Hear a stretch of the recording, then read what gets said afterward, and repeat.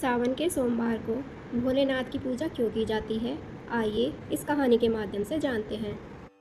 अमरपुर नगर में एक धनी व्यापारी रहता था।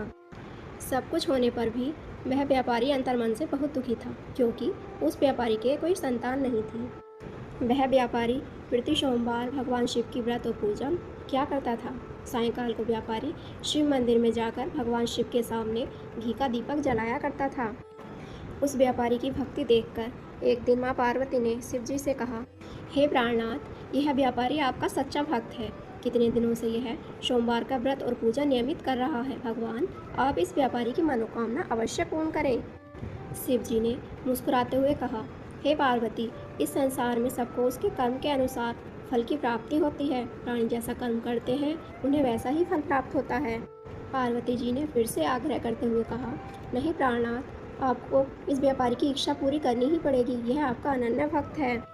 पार्वती जी का इतना आग्रह देखकर भगवान शिव ने कहा, तुम्हारे आग्रह पर मैं इस व्यापारी को पुत्र प्राप्ति का वरदान देता हूँ, लेकिन यह 16 वर्ष से अधिक जीवित नहीं रहेगा। भगवान के वरदान से व्यापारी को खुशी तो हुई, लेकिन पुत्र की अल्पायु की चिंता ने उस खुशी को नष्ट कर दिया। व्यापारी पहले की तरह सोमवार का विधिवत व्रत करता रहा। कुछ महीने पश्चात उसके घर अति सुंदर पुत्र उत्पन्न हुआ। पुत्र जन्म से व्यापारी के घर में खुशियां भर गईं। बहुत धूमधाम से पुत्र जन्म का समारोह मनाया गया। व्यापारी को पुत्र जन्म की अधिक खुशी नहीं हुई, क्योंकि उसे पुत्र की अल्पायु के रहस्य का पता था। विद्वान ब्राह्मणों ने उस पुत्र का नाम अमर रखा। जब अमर 12 वर्ष का हुआ तो शिक्षा के लिए उसे वाराणसी भेजने का निश्चय हुआ। व्यापारी ने अमर के मामा दीपचंद को बुलाया और कहा कि अमर को शिक्षा प्राप्त करने के लिए वाराणसी छोड़ आओ। अमर अपने मामा के साथ शिक्षा प्राप्त करने के लिए चल दिया। लंबी यात्रा के बाद अमर और उसके मामा एक नगर में पहुँचे। उस नगर के राजा की कन्या के विवाह की खुशी में पूरे नगर को सजाया गया था। निश्चित समय पर बारात भी आ गई, लेकिन वर का पिता अपने बेटे के एक आंख से काना होने के कारण बहुत चिंतित था। उसे इस बात का भय था कि राजा को इस बात का पता चलने पर कहीं वह विवाह से इनकार ना कर दे। वर के पिता ने जब अमर को देखा तो उसके मन में आया कि क्यों ना इस लड़के को दूल्हा बनाकर राजकुमारी से विवाह करा दूं। वर के पिता ने इस संबंध में अमर और उसके मामा से बात की। उसके मामा ने ये बात मान ली और राजकुमारी का विवाह अमर से करा दिया गया। अमर जब लौट रहा था तो सच नहीं छिपा सका और उसने राजकुमारी की ओढ़नी पर लिख दिया कि तुम्हारा विवाह तो मेरे साथ हुआ है, लेकिन जिसके साथ तुमको भेजेंगे वह एक आंख से काना है। मैं तो काशी जी पढ़ने जा रहा हूँ। यह पढ़कर राजकुमारी ने काने लड़के के साथ जाने से इनकार कर दिया। उधर अमर अपने मामा देवचंद के साथ वाराणसी पहुँच गया। जब अमर की आयु 16 वर्ष पूरी हुई तो उसने एक यज्ञ किया। यज्ञ की समाप्ति पर ब्राह्मणों को भोजन कराया और खूब अन्न वस्त्र दान किए। रात को अमर अपने शयन कक्ष में गया और सो गया।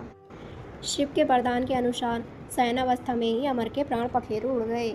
सुबह होने पर मामा अमर को मृत देखकर रोने पीटने लगे। आसपास के लोग भी एकत्र होकर दुख प्रकट करने लगे। भगवान शिव ने पार्वती जी के साथ अदृश्य रूप में समीप जाकर अमर को देखा तो पार्वती जी से बोले, पार्वती, यह तो उसी व्यापारी का पुत्र है। मैंने इसे 16 वर्ष की आयु का वरदान दिया था। इसकी आयु तो पूरी हो गई है। पार्वती जी ने फिर भगवान शिव से निवेदन किया कि हे प्राणनाथ, आप इस लड़के को जीवित करें, नहीं तो इसके माता पिता पुत्र की मृत्यु के कारण रो रो कर अपने प्राणों का त्याग कर देंगे। पार्वती जी के कहने पर भगवान शिव ने उस लड़के को जीवित होने का वरदान दिया और कुछ ही पल में वह जीवित होकर उठ बैठा।